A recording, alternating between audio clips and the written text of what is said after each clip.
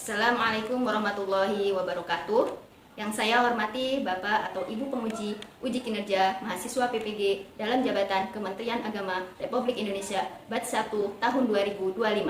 Perkenalkan, nama saya Siti Junairoh SPDI. Saya guru Sejarah Kebudayaan Islam di MTS Al-Hidayah Tanjung Jaya, Lampung Tengah.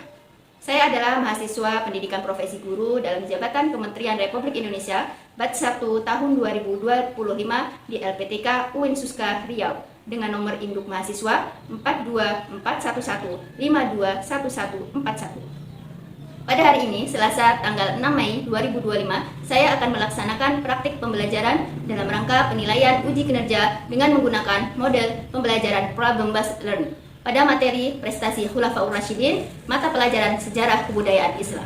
Terima kasih, mohon arahan bimbingannya dan selamat menyaksikan. Wassalamualaikum warahmatullahi wabarakatuh. Selamat pagi, Ibu. Selamat pagi. Assalamualaikum warahmatullahi wabarakatuh. Waalaikumsalam warahmatullahi wabarakatuh. Bagaimana kabarnya anak-anak? Baik. Baik, sebelum kita melanjutkan pembelajaran, kita awali dahulu dengan berdoa bersama-sama. Doa mulai. Baik,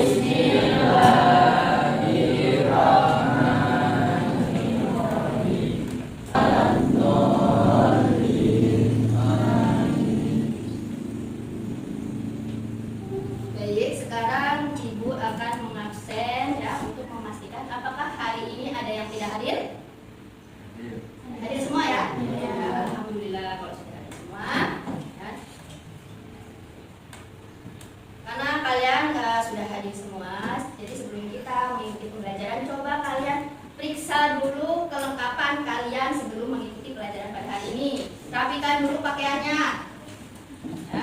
Yang laki-laki masih ada yang belum dimasukkan pakaiannya? Sudah. Ya. Alat tulis diletakkan di atas meja semua ya.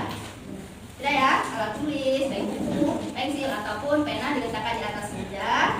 Kalau sudah siap semua, berarti kalian sudah siap untuk mengikuti pembelajaran pada hari ini.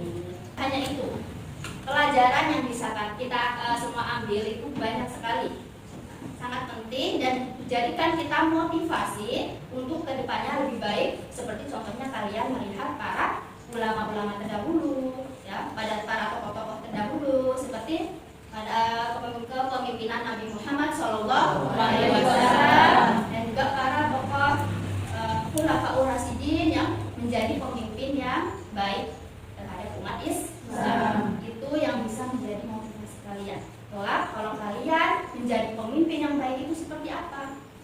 Ya, pelajaran sejarah kebudayaan Islam jangan jadi bandingan, tapi jadikan motivasi kita supaya kita bisa seperti mereka. Nah, masih ingat dengan materi minggu yang lalu? Masih. Apa? Pengertian Khulafaur Rasyidin. Ya, materi minggu lalu kita sudah membahas tentang pengertian Khulafaur Rasyidin. Ada yang tahu apa itu pengertian Khulafaur Rasyidin? Katakan. Saya, Bu. Ya, kita Adalah pemimpin umat Islam setelah Nabi Muhammad SAW wafat yang dikenal karena keadilan, ketaatan pada ajaran Islam, serta kedekatannya dengan Nabi. ya. Bagus sekali jawabannya. Jadi Khulafaur Rasyidin ya, pengertian Khulafaur Rasyidin itu adalah pengganti setelah Nabi Muhammad SAW wafat. Tentunya adalah memimpin umat Islam. Baik, coba anak-anak perhatikan yang ada di layar monitor. Ya, di sini ada tujuan pembelajaran ya dari proses kita mengikuti pembelajaran pada hari ini. Tujuannya adalah yang pertama, peserta didik mampu menceritakan bagaimana Khulafaur Rasyidin bisa membangun peradaban Islam yang besar dalam waktu singkat. Tujuan yang kedua, peserta didik mampu mengaitkan prestasi Khulafaur Rasyidin dengan nilai-nilai kepemimpinan para khalifah dengan kehidupan masa kini. Dan tujuan pembelajaran yang ketiga, peserta didik mampu menunjukkan sikap kritis, komunikatif, dan tanggung jawab dalam diskusi kelompok. Ini tujuan pembelajaran Jadi ya, dalam tujuan pembelajaran ini sudah jelas bahwa materi ini sangat penting kita ikuti sebagai landasan kita untuk menjadi pemimpin yang baik ya. Dari para tokoh khulafaur rasyidin kita ambil pelajarannya, lalu kita aplikasikan ya hal-hal yang baik kita dalam kehidupan sehari-hari. Oke, materi ini materi pembelajaran kita lanjutkan kegiatan inti. Di sini ibu membagi beberapa kelompok ya. Karena ini sistem ini sudah kelompok, jadi ibu langsung buat aja ya. Yang kelompok 1 ini ya, kelompok 2, kelompok 3, dan Rizky kelompok 4 ya. Coba perhatikan di layar monitor. Di sini ada 2 pertanyaan ya, yang terkait dengan materi yang akan kita bahas. Sebelum kita membahasnya, ibu ingin tahu sejauh mana materi ini kalian ketahui dulu. Ini pendapat ya. Namanya pendapat itu tidak harus salah benar ya, tapi karena kita masih dalam proses pembelajaran ya, ini kita bahas. Jadi ini pendapat kalian itu apa dari pertanyaan yang ibu tampilkan di sini ya. Pertanyaan yang pertama yaitu bagaimana khulafaur rasyidin bisa membangun peradaban Islam yang besar hanya dalam waktu yang singkat. Coba pendapat ini menurut kalian apa sih pendapatnya, kok khulafaur rasyidin ini mampu ya mengatasi peradaban Islam ini dalam waktu yang relatif singkat? Saya Bu. Ya, ya. Cindy. Saya rasa kuncinya karena mereka menerapkan ajaran Islam secara menyeluruh dan konsisten, seperti bersikap amanah dan ikhlas. Ya, bagus. Yang lain? Ya. Ya, Rizky. Menurut saya khulafaur rasyidin bisa cepat membangun peradaban karena jujur, Ya. adil, dan memikirkan kepentingan umat bukan diri sendiri. Ya, bagus. Nah, materi pada hari ini adalah tentang prestasi khulafaur rasyidin. Sudah sebutkan kita sebut di awal ya.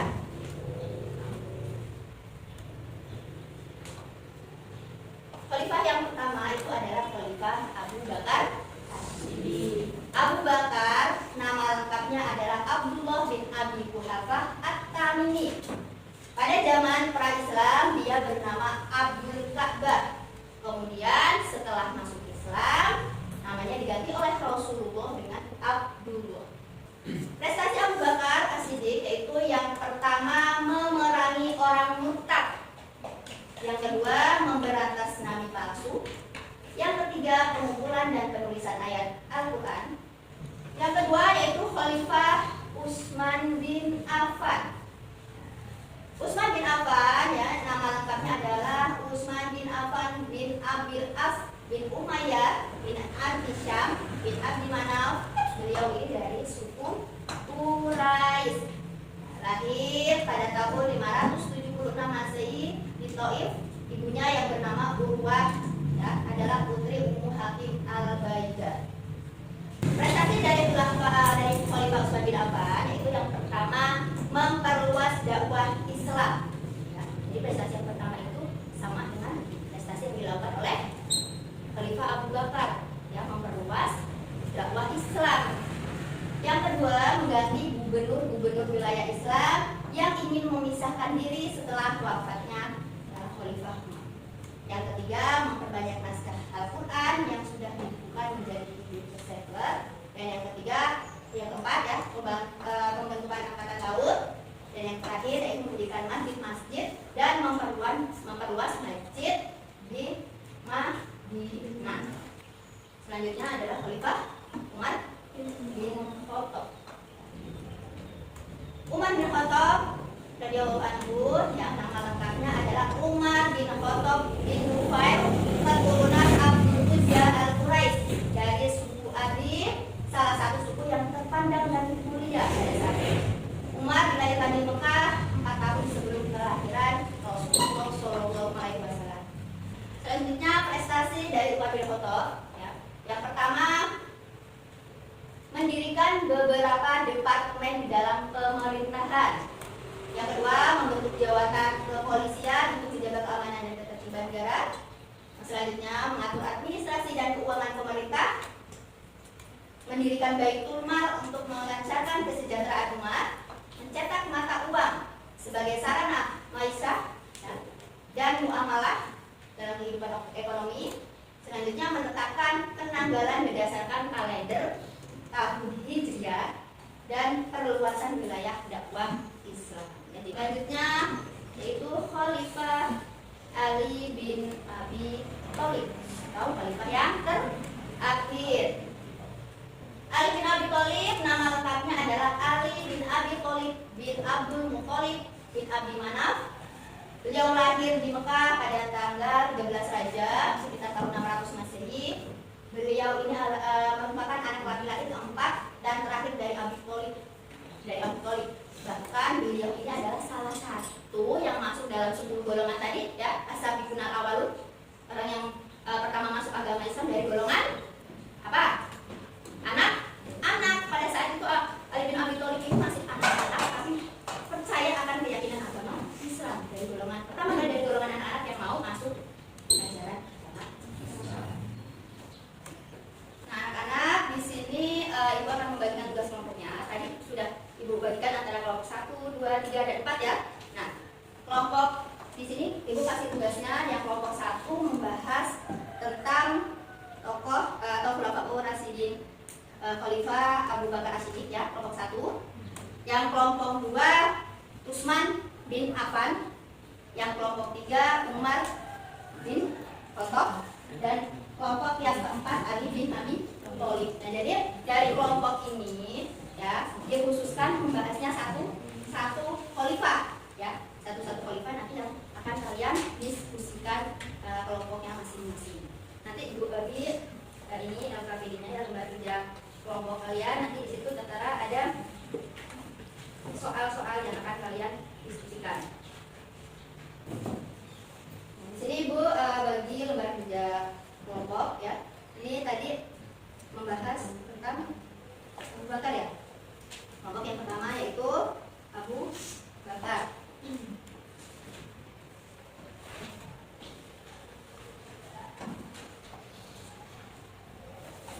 Yang kedua Utsman bin Affan. Utsman bin Affan. Dan yang ketiga Khalifah Umar bin Khattab. Yang keempat Khalifah Ali bin Abi Thalib. Nah, di sini ada dua soal ya yang akan kalian bahas. Ya, tadi sudah ibu jelaskan permasalahannya apa. Dari dua soal ini nanti kalian diskusikan ya, satu soal nih kalian diskusikan, nanti kalian saling jawabannya di lembar kerja ini. Nanti soal kedua juga sama, kalian diskusikan dan saling di sini diskusikan. Kalian mengambil dari buku-buku yang relevan ya, materi dan juga dari pembahasan yang sudah kita bahas tadi ya, yang ibu jelaskan. Itu dari acuan kalian untuk menjadikan sumber diskusi. Ya, silakan kalian berdiskusi.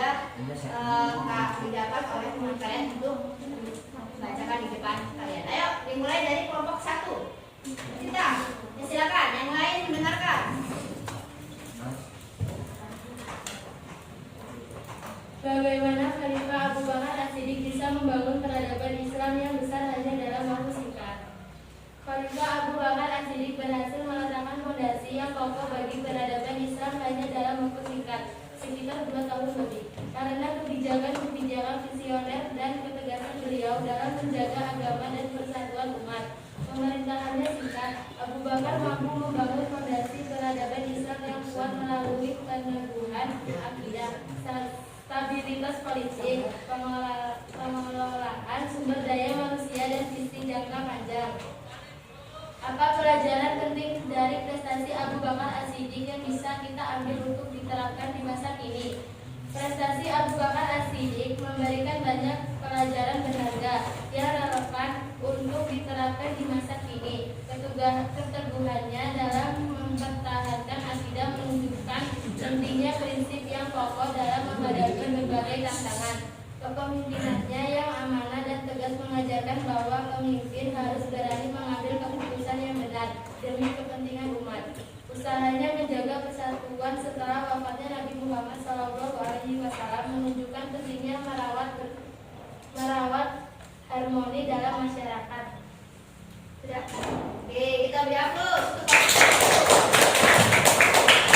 Terima kasih ya atas presentasinya ya.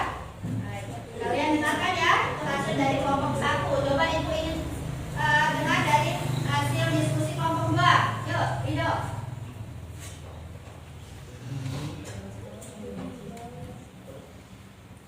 Bagaimana Khalifah Utsman bin Affan bisa membangun peradaban Islam yang besar hanya dalam waktu singkat? Khalifah Utsman bin Affan berhasil membangun peradaban Islam yang besar dalam waktu singkat karena kepemimpinannya yang cerdas, dermawan, dan visioner. Dalam memperluas wilayah serta memperkuat fondasi agama, ia melanjutkan ekspansi wilayah Islam ke berbagai daerah seperti Afrika Utara, Persia, dan wilayah Asia Tengah, sehingga memperluas pengaruh Islam secara signifikan. Apa pelajaran penting dari prestasi Utsman bin Affan yang bisa kita ambil untuk diterapkan di masa kini? Pelajaran penting dari prestasi Utsman bin Affan yang dapat kita diterapkan di masa kini antara lain adalah pentingnya kepedulian terhadap persatuan umat, sebagaimana ia membukukan mushaf Al-Quran untuk mencegah perpecahan karena perbedaan bacaan. Oke, berikut dari diskusi yang sudah dipresentasikan oleh kelompok 2. Ya, kita lanjut ke kelompok 3 ya. Membahas tentang Umar bin Khattab. Ya, silakan. Bagaimana Umar bin Khattab bisa membangun peradaban Islam yang besar hanya dalam waktu singkat? Umar bin Khattab berhasil membangun peradaban Islam yang besar dalam waktu yang singkat karena kepemimpinannya yang tegas, adil, dan teratur. Ia membuat pelajaran penting dari prestasi Umar bin Khattab yang bisa diterapkan di masa kini adalah pentingnya kepemimpinan yang adil, tegas, dan berpihak kepada rakyat. Semua ini menunjukkan bahwa kemajuan peradaban membutuhkan kombinasi antara moralitas, strategi, dan kepedulian. Ya, beri aplaus. Kelompok 3, sekarang kelompok 4. Yuk, isi. Bagaimana Khalifah Ali bin Abi Thalib bisa membangun peradaban Islam yang besar hanya dalam waktu singkat? Khalifah Ali bin Abi Thalib berhasil memberikan kontribusi penting bagi peradaban Islam meskipun masa pemerintahannya penuh tantangan. Meskipun masa pemerintahannya penuh tantangan dan konflik, ia dianggap sebagai pemimpin yang cerdas, berani, dan sangat adil. Ali selalu mengatakan kebenaran dan keadilan. Bahkan terhadap orang-orang terdekatnya, ia juga membangun ilmu pengetahuan dan menjawab berbagai persoalan agama dan bijaksana. Pelajaran penting dari prestasi Ali bin Abi Thalib yang bisa diterapkan di masa kini adalah pentingnya menegakkan keadilan dan kebenaran. Walau dalam situasi sulit, Ali mengajarkan bahwa pemimpin harus berani membela yang benar meskipun beresiko kehilangan dukungan. Ia juga menunjukkan bahwa ilmu dan kebijaksanaan sangat dibutuhkan dalam menyelesaikan persoalan, baik dalam agama maupun kehidupan masyarakat. Selain itu, Ali memberi teladan tentang pentingnya menjaga persatuan dan perdamaian tanpa mengorbankan prinsip. Di masa kini, nilai-nilai sangat relevan untuk membangun masyarakat yang adil, cerdas, dan saling menghargai perbedaan. Ya, silakan. Ya, di sini ya, teman-teman kalian sudah mempresentasikan hasil diskusinya ya. Dari hasil jawabannya yang sudah kalian bacakan ya, kita memahami bahwa kepemimpinan para khulafaur rasyidin sangat bagus sekali untuk kita jadikan contoh ya, kita jadikan teladan kita dari mulai Khalifah Abu Bakar As-Siddiq yang sudah teman kalian tadi hasil diskusinya dibacakan, terus Utsman bin Affan, Umar bin Khattab dan Ali bin Abi Thalib. Dari prestasi-prestasi tersebut ya, mereka akhirnya mampu menyebarluaskan ya wilayah Islam semakin meluas dalam relatif waktu yang singkat. Baik, sebelum kita mengakhiri proses pembelajaran di sini, Ibu akan memberikan evaluasi untuk mengukur kemampuan kalian sejauh mana atas materi yang sudah kita bahas tadi ya.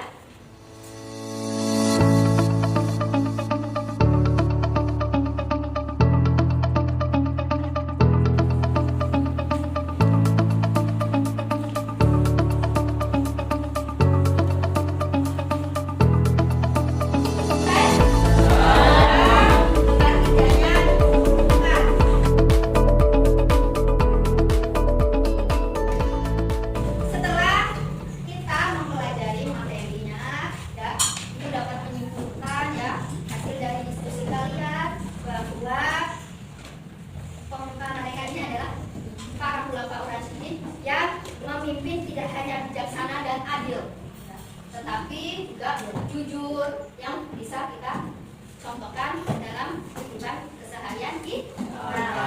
Jadi sebelum Ibu menutup pembelajaran hari ini, Ibu berpesan teruslah kalian belajar, jangan bosan-bosan belajar ya, karena namanya penuntut ilmu itu tidak ada batasnya. Mulai dari kita lahir sampai kita meninggal itu harus didampingi dengan ilmu, ya nggak? Iya. Jadi sebelum kita menutup pembelajaran hari ini, kita ucapkan dengan lafaz hamdalah. Alhamdulillah.